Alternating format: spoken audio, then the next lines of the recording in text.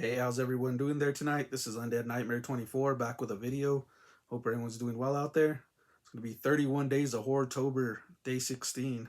I am bringing you guys reviews daily for the month of October of horror films. So everyone sit back, relax, and let's enjoy. And I'm going to get into day 16. This is another first time watch. It's going to be 1972's Cannibal Man. And this is a Severin release. And this is hilarious because it's called Cannibal Man, but that title does not fit this film at all. There's no cannibalism in this film, so I just thought I'd point that out. There's an alternate title called The Week of a Killer. I think that fits this. It's more fitting than that title. And this is directed by Eloy de la Iglesia, and he so directed No One Heard the Scream, 1973. That's another film that's available from Severin. And this is a serial killer slasher film based in the early 70s. So let's get into the film. This is basically about a guy named Marcos.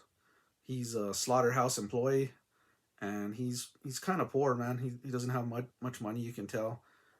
And so his life's going pretty well. He's got a girlfriend. He's looking to marry her. Everything seems happy. But then we go to fast forward to this one night where him and his girlfriend go out. They're walking back from a distance, and they find there's a taxi. They wave them down, get in the taxi, and they're pretty much making out through the whole taxi. And this guy gets offended, the taxi driver. So they get in an argument, him and Marcos, and it turns into an altercation where he hit Marcos and he's hitting his girlfriend. So he gets up and hits this guy with a rock, and they take off. Later on, they're discussing, and they're a little paranoid because he hit him with a rock. As they wake up the next day, Marcos reads in the paper that this guy was found dead, the taxi driver, so he killed him on accident. So his girlfriend ends up showing at his place, paranoid, and telling him that he needs to turn himself in. That's the right thing to do, but he doesn't want to. He's saying nobody will know. We could get away with this.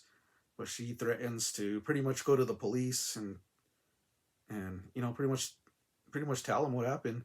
And he sees this as a threat, so he pretty much ends up killing his girlfriend because he doesn't want to go to jail, and he pretty much puts her in his room and under the bed, her dead body. So as this happens, he ends up going to pretty much work like a normal day. He works at a slaughterhouse.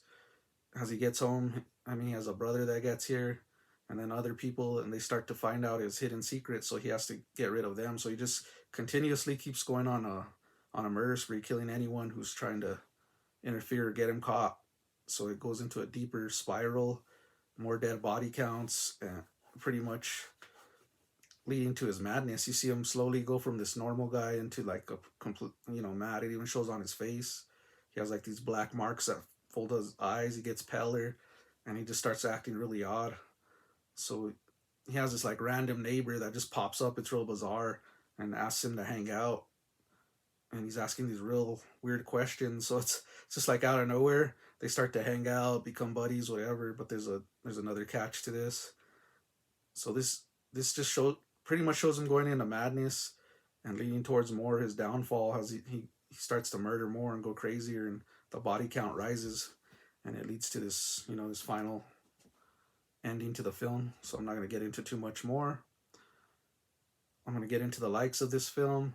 I like the kills. I thought they're real. I could say pretty decent gore. There's some blood splatters, but the weaponry is used pretty nice, and I thought it was creative.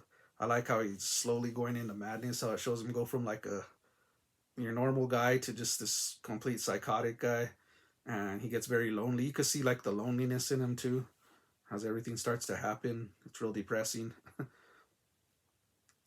So let's get what I didn't like is sometimes it takes some slow pacings throughout this film, but it still picks up. It has some good payoff though after the slow pacing. Also, my nitpick is gonna be the ending. I wanted more out of it. I know I say that a lot, but this one left me wanting more out of the ending a little more.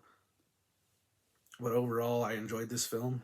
I thought it was done pretty well and unique, and I like these type of films. So I'm going to get into my rating, guys. These are my thoughts and opinions. I'm going to give this a 3.5 out of 5. I enjoyed it. It did have a few small minor flaws, but overall, solid film. I would recommend it if you're into like that serial killer slasher film. This one's different. So, yeah, that's gonna be my opinion on 1972's Cannibal Man, aka The Week of a Killer. Just look at that title again. So everyone, hit a like, comment, subscribe. Hope everyone's having a great weekend out there. This is Undead Nightmare 24, back with a video. Keep it horror. Peace. What do you want? Well, please go in there if you want to. If that's what you need to ease your mind.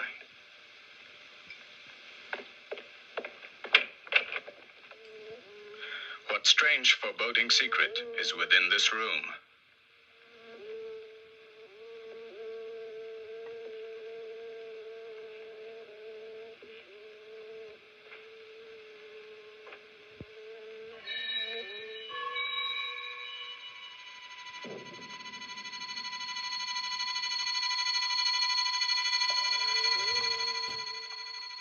So you're ashamed to look me in the face?